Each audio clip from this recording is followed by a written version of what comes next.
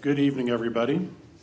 I'd like to welcome you. This is our regularly scheduled City Council meeting for Tuesday, October 21st. And if you would, please rise and join me in the Pledge of Allegiance.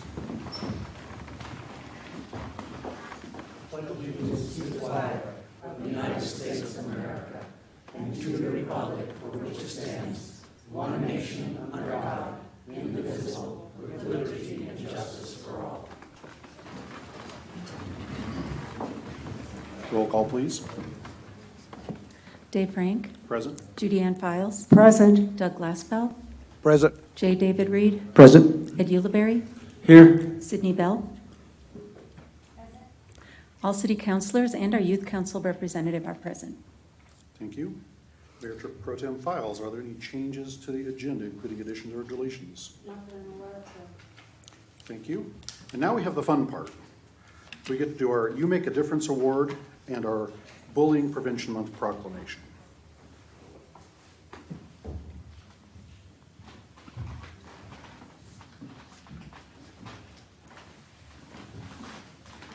And we're going to start out with our You Make a Difference Award. I'd like to have Aaron Lyles come up. And I will read the nomination by Michelle Huffnagel. Aaron Lyles is the owner and operator of Salon Polished, located in beautiful historic downtown Montrose. Some may say that Aaron is a small business owner. This is true. Some may say that Aaron is a hairstylist. This is also true. However, Aaron is so much more to so many more. Aaron is a mother to 2 daughters who look up to her and are surely already following in her footsteps. Aaron is an artist in every sense of the word. Aaron is a friend to every person she crosses paths with, always looking to uplift spirits and support and inspire those around her. Aaron is a very definition of strength, kindness, and inspiration. She makes a difference in his community every single day. And with that, I'd like to award you our City You Make a Difference Award.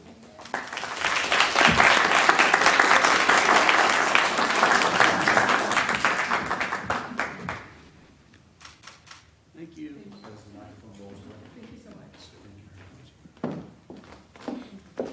And our next item is our proclamation on Bullying Prevention Month. We're going to have Amanda Andrews will join us up here.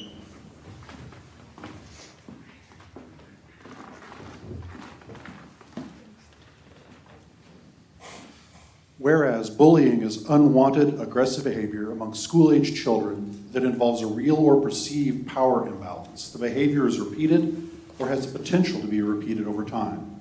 The children who are bullied, those who bully others, and those who witness the behaviors may have serious, lasting problems. And whereas bullying occurs in neighborhoods, playgrounds, schools, community organizations, and online through technology.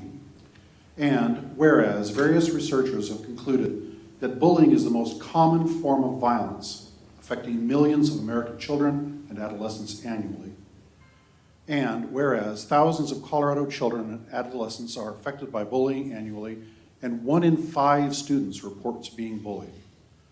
And whereas targets of bullying behaviors are increased risk for depression, anxiety, sleep difficulties, lower academic achievement, and dropping out of school, and students who repeatedly experience bullying behaviors often fear such activities as riding the bus, going to school, interacting online, and attending community activities. And whereas children who engage in bullying behaviors are at greater risk of engaging in more serious violent behaviors, and whereas children who witness bullying behaviors often feel less safe, helpless to stop it, and intimidated. Whereas organizations such as Pure Kindness are dedicated to providing support to children and adolescents experiencing the bullying circle and providing prevention education through partnerships with youth, schools, youth-serving programs, and community leaders and organizations to reduce bullying and foster a pure kindness and positive, encouraging, empathetic, respectful, and kind. We urge all citizens to work toward the prevention of bullying and consider pledging to be a part of the solution to end bullying in all its forms. Now we, the City Council of the City of Montrose, Colorado, do hereby proclaim October 2025 as Bullying Prevention Month in the City of Montrose and urge all community members to engage in a variety of awareness and prevention activities designed to make our community safer for all children and adolescents. And witness whereof I have hereunto set my hand and caused to be affixed the official seal of the city of Montrose this 21st day of October, 2025. Indeed, would you like to say a few words? So I am the administrative executive with Pure Kindness. Just to give you guys a little bit of knowledge, Pure Kindness is a bully prevention and awareness education program. We go into the schools and we teach a curriculum to the youth. We also do bully navigations. So last school year, we reached 6,000 youth in the classrooms, which was over 14 different schools in 5 counties. We had 10 navigations that we had to assist. This year alone, we've already been into 3 schools and have reached about 250 students.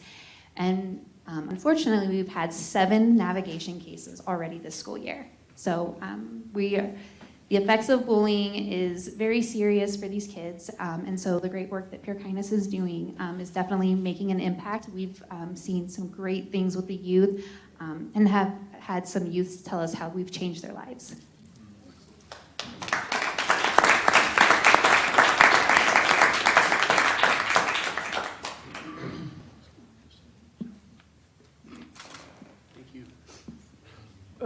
Excuse me, Mr. Mayor, if I might interject something. I used to teach years ago bullying classes, and if you're interested, get in contact with me and I'll start getting that information that I used to have from years ago put together and perhaps teaching some kind of self-defense or bullying classes. And for my contract, I'm a 5th degree black belt in 2 styles of martial arts. Not to mention, I've studied 4 other styles of martial arts. And my first comment is stop. Yeah, let's find it. Thank you. Thank you so much. Thank you so much.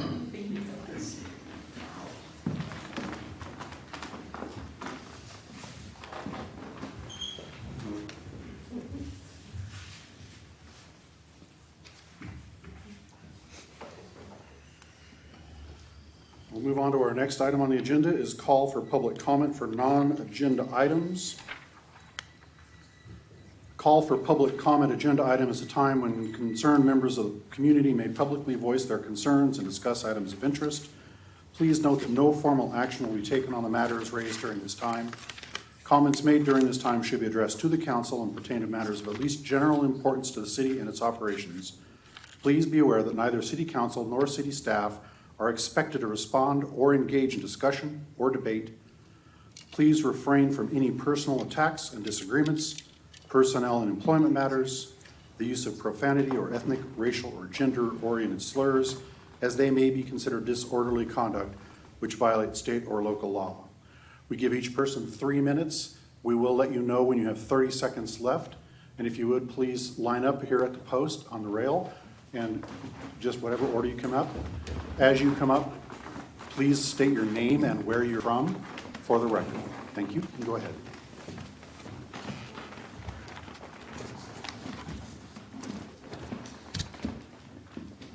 You ready? Go ahead. Well, good evening, everyone. My name is Tamara Schlegel. Myself and others who live on the 16th hole of the Black Canyon Golf Course and across the street on Heather Lane have been working with Ann Morgenthaler since June as we've experienced an increase in golf ball damage to our homes in person. We were promised several improvements that we presented, and Ann said the Golf Course Advisory Committee would meet with Bill Bell and another City Council member to discuss our proposal to move the back tees closer to the forward tees, which would also move it much further away from the homes and give golfers a straighter shot to the hole in a wide fairway. Then Bill Bell intervened and said this meeting was not going to happen, but other items which we presented would be implemented. He also said he saw tee box netting waist high at another golf course in Grand Junction. He said the city would install this type of netting at both of these tee boxes. This was amazing news as it would virtually eliminate the issue we were having with golf ball damage. But then this month, we were informed that the netting would not be installed as it was not, quote, feasible. I attempted to speak to Bill to clarify what he means. Since I was informed it was his decision, I left him 3 telephone messages and sent him an email. He finally sent me an email that said the city had closed the matter and copied 7 people to the email, 4 of whom I haven't had a discussion with or even met. The email felt like he didn't feel the need to explain or clarify his decision and that he was ordering all these people to never speak to us again. We were having a productive collaborative discussion with Ann, and I thought the same with Bill. We have repeatedly thanked Ann and Bill for the items promised. Those of us on the golf course expect a few errant balls, but I had 48 balls in my front and small backyards and 2 holes in my vinyl fencing the past 2 years, as Ann knows. It continues with the balls smacking off my house, one again just an hour ago, and roof and sailing into my front yard. It's not safe to be sitting on my patio or working in my yard as they sail through with incredible speed. If you saw where I live, you wouldn't think I would be getting so many errant balls. I'm asking the council to help us continue the dialogue with Bill and perhaps another council member to tell us why it's not feasible, as that was never explained to us. To also discuss other alternatives, such as moving the tee box further away and further up, and to provide feedback on the ideas that you are implementing. I'm asking the council for your help, as no one could anticipate this number of balls coming onto our property. 30 seconds. And we even discussed netting, but that's not even possible because your trees are hanging over my property and you have codes about how far to put netting or anything up between property, and the balls would bounce off on my neighbor's house. If I trimmed the trees hanging over my property, I was told by your contractor it would kill your tree, so I have no options.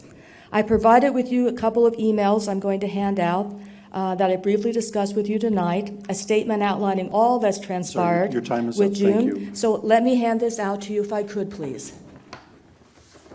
If you would just give those to the city clerk, and she Okay. will hand them out. And thank you for your time, for listening to us as our elected representatives. I appreciate it. Next.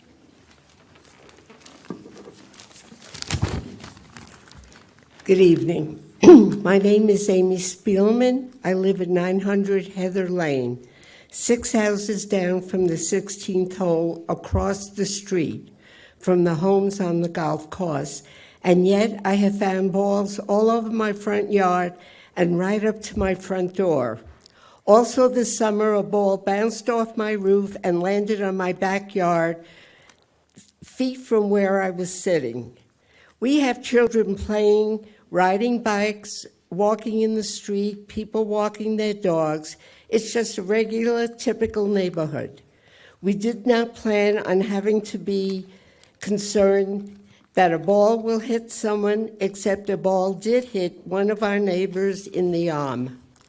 When 4 of us went to the pro shop late last spring to voice our concerns, we were snickered at by your golf pro and the entire staff.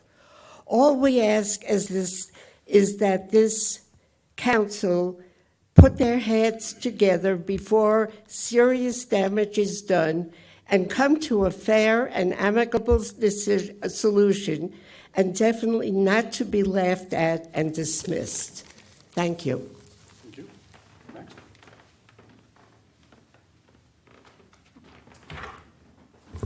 Hi, I'm Patty Greaves, and Sorry, I've ma'am, lived at you 904. need to have the microphone up. close. I'm Patty Greaves, and I live at 904 Heather Lane and have lived there since May 16th of 2011. I'm here tonight because I also am very concerned about the errant golf balls that land on my property. I don't live on the golf course. There's a row of houses across from me, a 41-foot wide road, and balls land in my front yard and in my backyard. I back onto the Columbine East Park. I get about 8 to 10 golf balls a year. Some years it's higher. I'm afraid to work out in my yard. I'm afraid to park my car in my driveway. I'm afraid to have my visitors park their cars in my driveway. My neighbor, they mentioned, she was badly hurt when a golf ball hit her arm. Thank God it wasn't her head. This is a true safety issue. We have people that walk their dogs, children that ride their bikes. Everyone is at risk of being hurt and property damaged.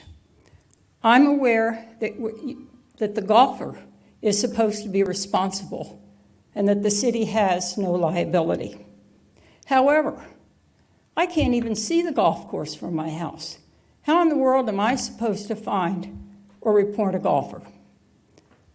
New technology in the golf industry has advanced dramatically. Just watch golf on television. You'll see the ball goes further, it goes higher, it spins more. It's a more deadly projectile than it was years ago. This is one of the reasons that I believe I have more golf balls. The balls are just going further. I don't know if it's the golf ball technology or the location of the tees on the 16th green. It's my understanding that the current neighborhood where I live, over along Miami, along Iris, was not even built when the golf course was designed, when the city went in and built the back 9. So my question is, was there adequate consideration given to the design of this course, knowing that there'd be houses built around the perimeter? 30 seconds. This is a 35-year-old golf course. I ask you to please set a budget, look at this golf course, see about the tees and greens, see what can be done. We're afraid, and we need your help. Thank you. I have a handout. Next.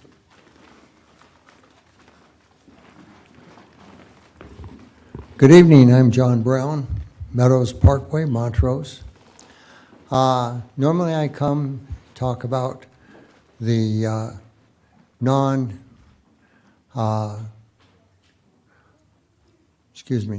talk about the requirement of making Montrose non-illegal residents. But today I think I'm going to talk about, and since the board lost their opportunity to get such an item on the ballot, I'm going to talk about something else, which is the ballot itself.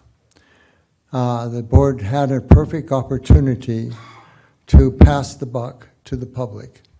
You could have written a simple little yes or no statement. Should we become a non-sanctuary city or not? And yes or no. A real simple little ditty to put on the ballot, but instead you didn't do that. So now it's back up to the public to make that decision for you. But today I would like to primarily address that this is the last city council meeting we're going to have before the next election, which is going to be the 6th of November. And as such, there are a couple of items on the ballot, and I just encourage everybody to do not vote by popularity, vote by knowledge. If you need information, there's plenty of opportunity to get people to help you to understand what the issues are and to explain them to you, to allow you to make your own decision. But above all, we have a God-given right to vote in this country.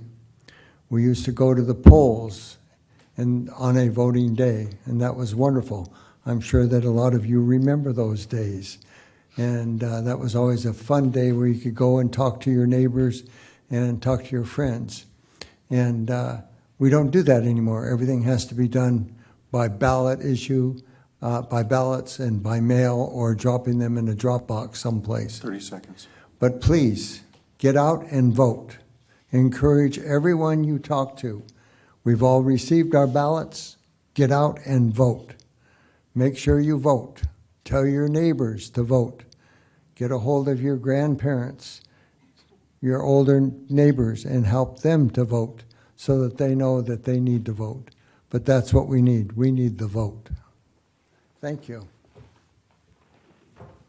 Next. Tim Clifford, 236 South 3rd Street, Montrose, Colorado. For those that don't know me, I'm a developer. I built Crossroads Park 22 years ago, and I'm also the developer getting ready to build 39 units across the street. I'm going to give you just a 2-minute glimpse of my life because it makes what's on my phone so important. 12,000 constructed units, 17 states, 989 employees. No hair on my head for all of those years of loss. In those years, and in all of those states, and over 120 cities in those states, I've not worked with as good a staff as you have here. I'm here tonight to compliment them. It's not often you get compliments, it's often you get complaints. With further ado, Scott Murphy, he emails me on Sunday. Andy Palmer shows up when the other gentleman is off for the day to make sure my schedule keeps going. Josh Sickles makes sure he gave me a handbook and helped me read it and understand it so that when I asked for an inspection, I knew what I was looking for. Kendall Delp, even though he wasn't on the site the day I needed him, he made sure to send me an email and help me understand the process of a little minor subdivision I just did off of 5th and Stowe. 2 guys sitting over here, Jason Will. Emails on the weekends, Friday, days off. When I have a question because I don't understand the system, they take their time to help me. That's just unheard of in today's market. We lost Archie Beyer, wonderful man he was, but I'm getting to know Robert and Sharon very well, and they're very, very helpful. I mention those names because you folks need to know, Mr. Bell specifically, you need to know that your staff are doing things outside of the call of duty that's not normal in our world today. I semi-retired 2-3 years ago, said I was going to slow down. Here I am, gearing back up, got bored, and I can't tell you how much I love my city. To you folks that adopted a new ordinance in January that helped homes become attainable. The word affordable doesn't exist anymore. The word affordable doesn't exist in America anymore, but attainable does. I'm focused on bringing attainable housing to this market, and I just want to thank you for what you did for the approval that you changed in the ordinance this year. Thank you. Thank you, guys. Thank you. Next. Greg Rutecki, Centennial Towers. When I look out my window, I can see Rotary Park, Columbine Middle, and a pond that doesn't have any water in it. From October of last year until the middle of May, there was no water in the pond. They put water in the pond in May, and it stayed there until Labor Day, when they started draining again. By the end of September, it was completely drained, just mud. And then they started filling it again. They filled it up to the top. 2 days later, they started draining it again. People I ask about the pond, the reason why they drain the pond is because they always drain the pond, which I guess is on their schedule to drain the pond, so they drain the pond. But why would you drain it, fill it, and drain it again? All within 5 weeks.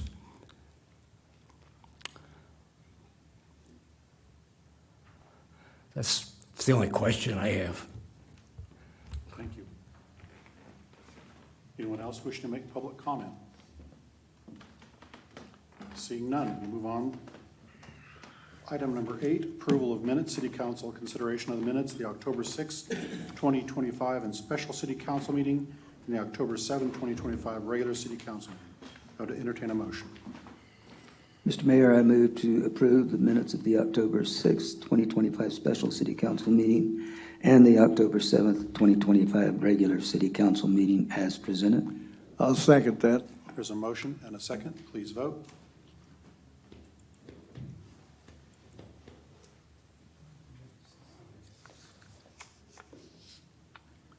And that passes unanimously. Moving on to item number 9, the Brown Center lease agreement. City Council consideration of a Colorado commercial lease agreement between the City of Montrose and Tuxedo Corn Company, LLC, the building commonly known as the Brown Center at 3325 North Townsend Avenue. And this is going to be Community Development Director Jace Hochwald. And this will be actually 2 items. Both are being presented at the same time. That is correct. You If we have can 2 get the separate microphone to items, work. one single presentation here for you tonight. And I did present this at the October 6th work session, and I'll give a brief rundown this evening of what we're looking at tonight. But again, yeah, 2 separate items here, just one presentation. For some background, the Brown Center is a city-owned residential facility located at 3325 North Townsend Avenue. It's a facility that can accommodate about 30 residents in a communal style setting, featuring multiple bunk rooms, a community kitchen, shared restrooms. In 2018, Tuxedo Corn began leasing this facility from the city, and this was to provide dormitory housing for seasonal agricultural workers under the H-2A temporary agriculture visa program that's in place. Although Tuxedo Corn's lease covered the entire year, they only occupied the building during the growing season. This is typically May through October. So recognizing the need at that time for an unhoused night shelter during the colder months, Lighthouse, a separate organization, had reached out and reached an agreement with both Tuxedo Corn and the city to sublease the property from November through April. So this has been happening for a number of years now, certainly not new. The sublease agreement or arrangement that was in place for several years is up for expiration, as is the general lease. So what we did here was we consulted with both Tuxedo Corn and Lighthouse to explore the possibility of establishing separate leases here. What that would do would have a clearer separation of the businesses, a clear understanding of responsibilities and roles as far as cleanup and as far as utilities and all that go. Both parties were amenable and agreeable to this, which was great, and as such, that's what we did here, and that's what's reflected tonight as 2 separate lease agreements. No major changes about the structure of those leases compared to the years past. Both organizations will maintain the site. They'll pay for utilities during their respective lease terms. And again, these leases reflect the commitment of the city in both helping our agricultural community as well as our unhoused efforts in supporting our unhoused population. One thing that has been mentioned throughout our unhoused roundtable, which I've mentioned in the past to City Council, is a pet policy at Lighthouse. Lighthouse is the only facility that provides overnight sheltering, and a lot of unhoused residents do have pets, particularly dogs. So with this in mind, we have been working with Lighthouse to figure out what kind of policy they could apply to allow for pets in this facility.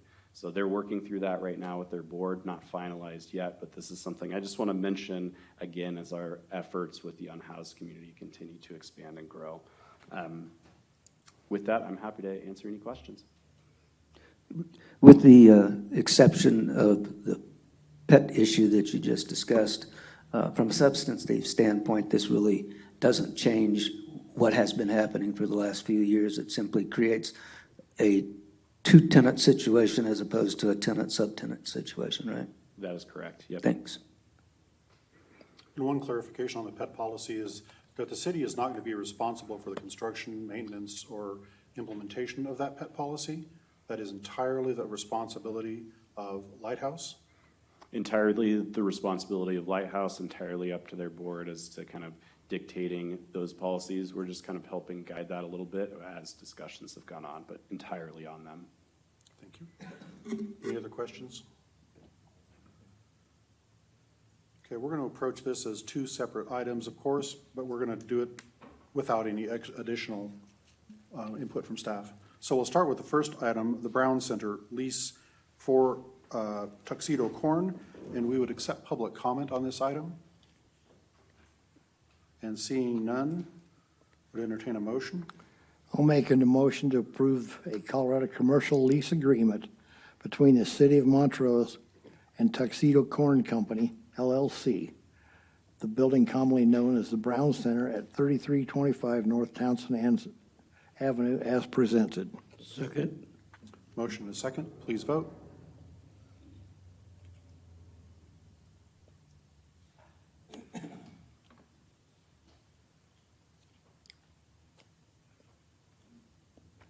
And that passes unanimously. And the second item is the Brown Center lease agreement between City of Montrose and Montrose Lighthouse Incorporated. And we would accept public comment on this item. Mr. Brown?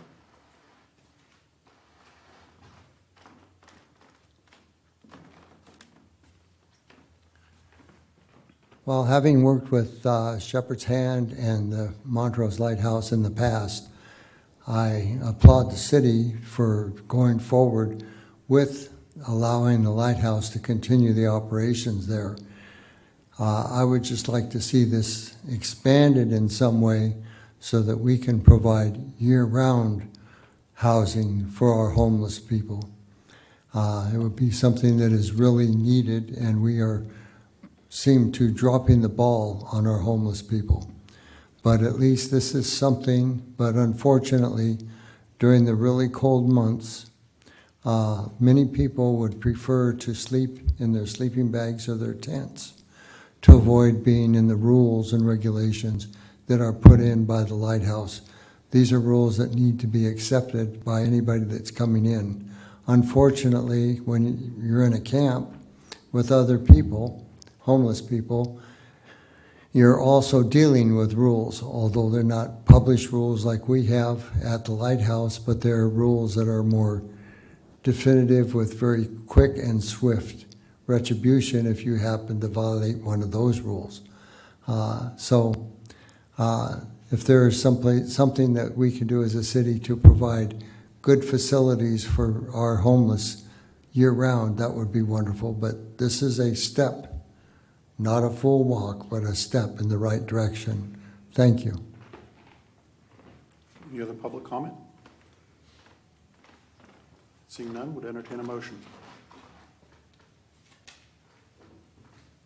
I'll make a motion to approve a Colorado commercial lease agreement between the City of Montrose and Montrose Lighthouse, Inc. for the property commonly known as the Brown Center at 3325 North Townsend Avenue as presented. Second. There's a motion and a second. Please vote.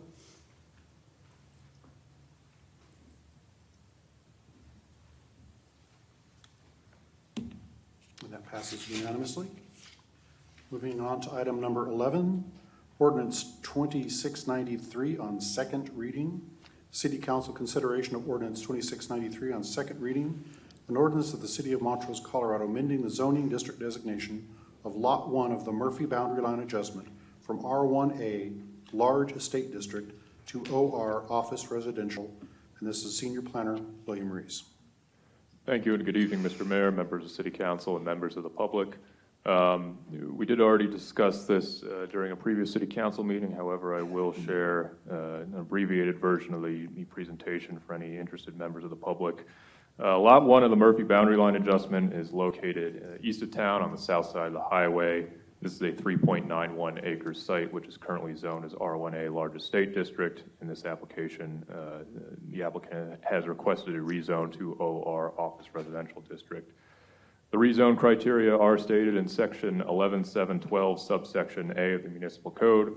Rezone shall only be allowed upon findings as follows. The rezone is not adverse to the public health, safety, and welfare, and the amendment is in substantial conformity with the master plan, or the existing zoning is erroneous, or conditions in the area have changed since the area was last zoned.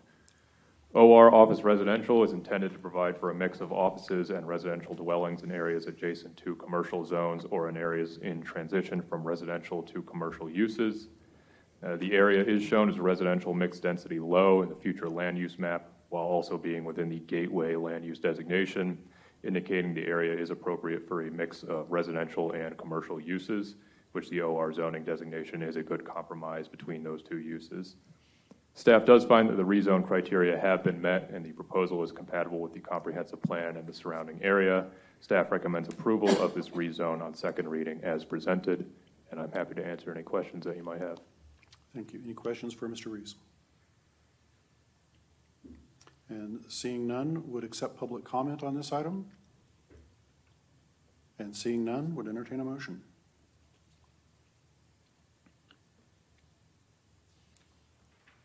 I'll make a motion to adopt ordinance 2693 on second reading as presented. Second. We have a motion and a second. Please vote.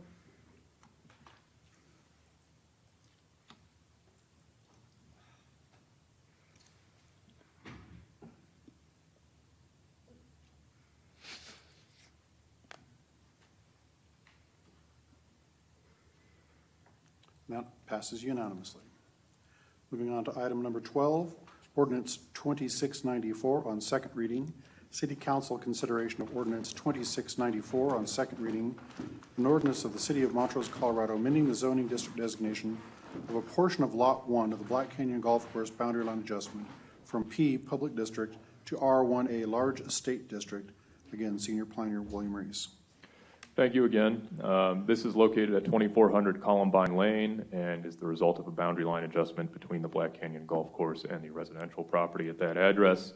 This is about 0.62 acres in size, and the property is currently zoned P Public District. This is a request to rezone this as R1A Large Estate District, just in order to match the existing zoning of the residential property. Same rezone criteria as before. The R1A Large Estate District is intended to provide for large single household detached dwelling residential lots within a semi-rural environment. This page here is just a meets and bounds legal description of the exact property that would be rezoned with this application.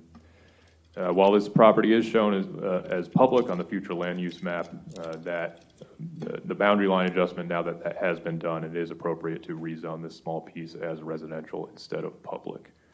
Staff finds that the proposal is in compliance with the rezone criteria, and staff recommends approval of the rezone as presented. And I'm happy to answer any questions. Thank you. Any questions from council? Ms. Bell? Any public comment? Seeing none, and entertain a motion. Mr. Mayor, excuse me, I move to adopt ordinance 2694 on second reading as presented. I'll second that. Motion and a second. Please vote.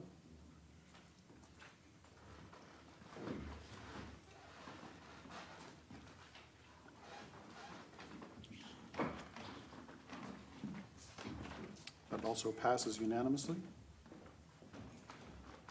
Moving on to item 13. City Council consideration of Resolution 2025-17, setting December 2nd, 2025 as the hearing date for Haynes Addition annexation. And the Senior Planner, William Rees. Thank you again. We do plan on bringing this to the Planning Commission meeting tomorrow night for the recommendation of zoning. If this resolution is approved tonight, we will bring this as an official hearing to the December 2nd City Council meeting. Just to very briefly recap, this is a 0.59 acre annexation, which is being done as a result of a boundary line adjustment between a city property and a county property, as well as a small portion of right-of-way that had previously been dedicated. The existing city property is zoned R6 medium density / manufactured housing district. The adjacent city properties are also zoned R6, and the applicant is requesting this zoning designation with this application. This page shows the annexation plat itself, showing just the land that would be annexed with this application and showing that it is eligible for annexation per state law. The future land use map does show this as residential mixed density medium, indicating the area is appropriate for a variety of residential types ranging from single family detached to multifamily. This is within growth area 2, indicating the property has some level of or moderate proximity to existing infrastructure. Due to its small size, an annexation impact report will not be required as part of this application. The resolution must set a hearing date between 30 and 60 days of tonight's meeting, and the proposal of December 2nd will comply with the state's timelines for annexation hearings. Staff recommends approval of Resolution 2025-17 as presented, and I'm happy to answer any questions. Thank you. And as clarification, this is only setting the date, not any kind of further substantive digging on this. Correct. This would only set the date. Any council comments or questions? Ms. Bell? Thank you. And we'd accept public comment on this item. Seeing none, entertain a motion. I'll make a motion to adopt Resolution 2025-17 as presented. I'll second. Thank you. Motion and second. Please vote.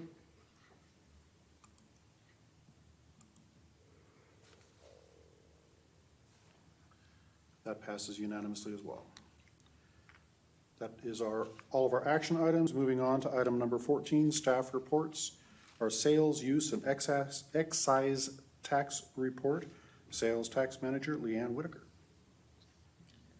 Thank you, Mr. Mayor, and good evening, everybody. I am waiting to connect, and we'll get started here in just a second.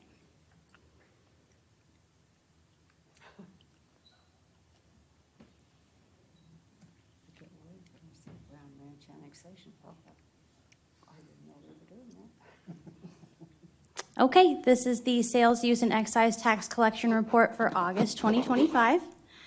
Starting out with the general fund sales and use tax portion, which is 3% of our total sales tax rate.